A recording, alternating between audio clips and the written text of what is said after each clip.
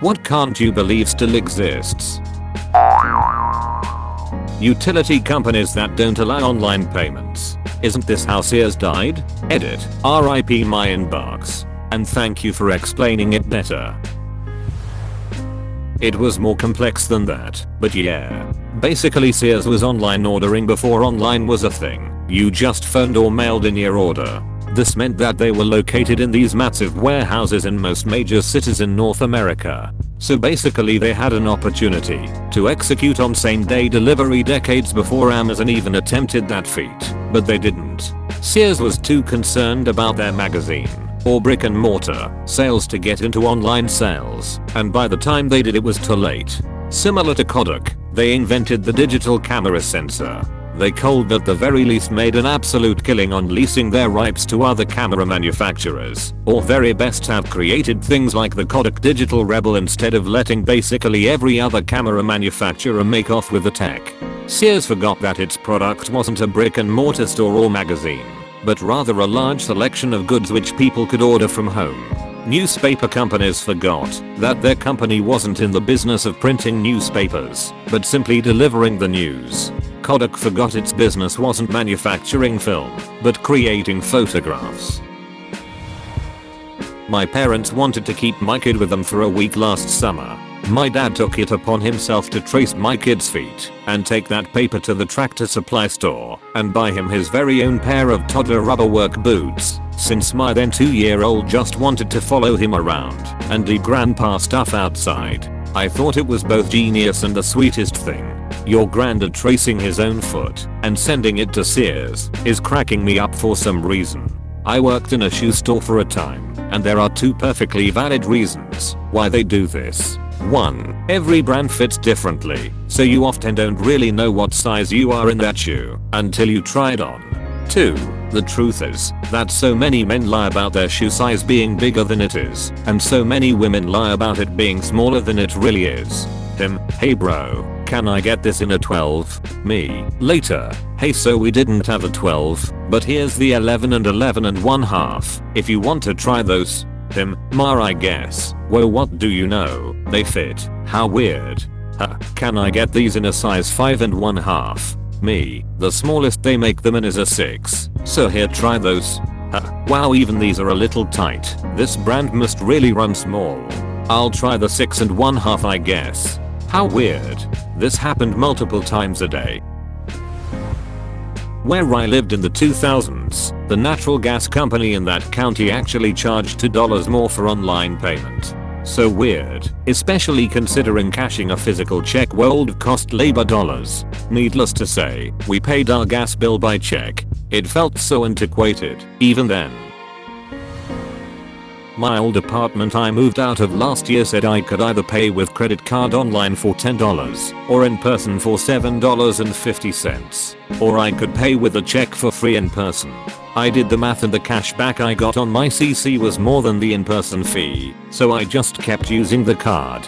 The month before I left they said starting in the new year the policy would change. Anyone using a CC for payments would now have a service fee of 4% their end, because they were losing too much money on transaction fees. Pour them/s. COBOL, the programming language. Been around a long time, almost no one learns to program in it anymore, but companies, especially banks, are probably never going to get something else. Runner-up, fax machines. Still necessary for transmitting HIPAA protected documents. That's right, they can't use email or anything else. Certain companies require documents to be faxed. Paying someone who understands COBOL to rewrite all your software in a modern language costs way more than paying someone who understands COBOL to fix a bug or two. Short term anyway, which is all companies care about.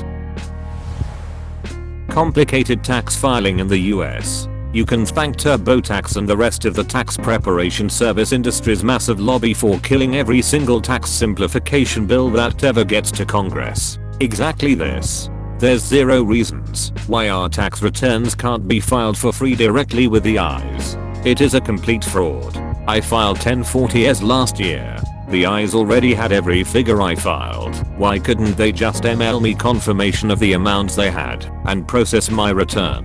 Edit. No, I didn't file as last year. My error. Edit. Electronic filing point S. Son of a former ICE employee here. One problem that's probably tied to this is that the ICE doesn't have the ability to review everyone's tax returns to ensure that everyone told the truth on them. Instead, they basically go through a process of trying to determine the most likely individuals who owe the government money, then review as many of those as they can. This does not mean you'll slip through the cracks forever if you don't file your returns. They will eventually get back around to you, but they are likely not reviewing what you send to them every year. Checks. They are so insecure. On one piece of paper you have my name, address, signature, bank account hash, and routing number. And it is more recommended to send a check in the mail rather than cash. And people, myself included at times, get nervous typing in a credit card number online.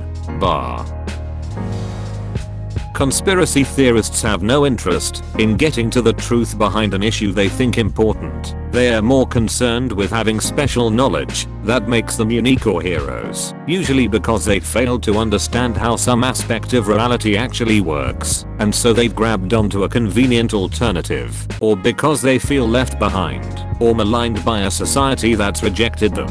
It's why conventions, like conspiracy cruises, are able to exist. Every booth should contradict every other booth, but they are willing to put blinders on to create a safe space where they can all get validated for the various nonsense they've decided they alone have championed. It's how ancient aliens can set up right next to Obama Bertha's and Jordan Peterson's all-meat diet. A post-truth individual is usually willing to accept multiple versions of truth, so long as it isn't the mainstream version.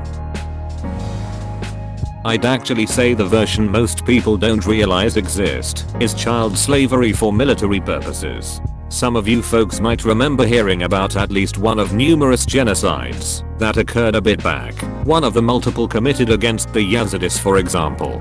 It was well publicized that the men and boys were slaughtered and the women and girls were sold into slavery. Here's what wasn't so well publicized: a number of the boys were actually spared from being slaughtered. The cost was that they too were enslaved, except as child soldiers, though given the phenomena of dancing boys that was allowed to propagate by US and allied forces, they may face other forms of abuse as well. The repugnant bastards responsible had planned primarily on brainwashing them to fight and die for the group. You likely hear less about this, because obviously our soldiers and allied soldiers sometimes have to shoot and kill these kids. Child beauty pageants should have gotten rid of them a long time ago. I feel like it slowly grew to be as creepy as it is now. Regular aged people were in them, and siblings may have looked up to them, or people wanted to get into it. Age groups may have formed, then another younger group, then even younger, slowly without anyone realizing how creepy it had gotten. Just saying it's possible to not randomly start holding beauty pageants for a child.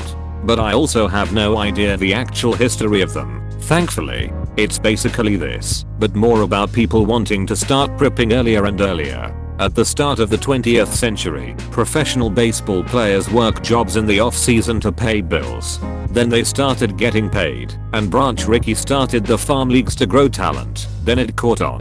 Start training players not good enough for the majors.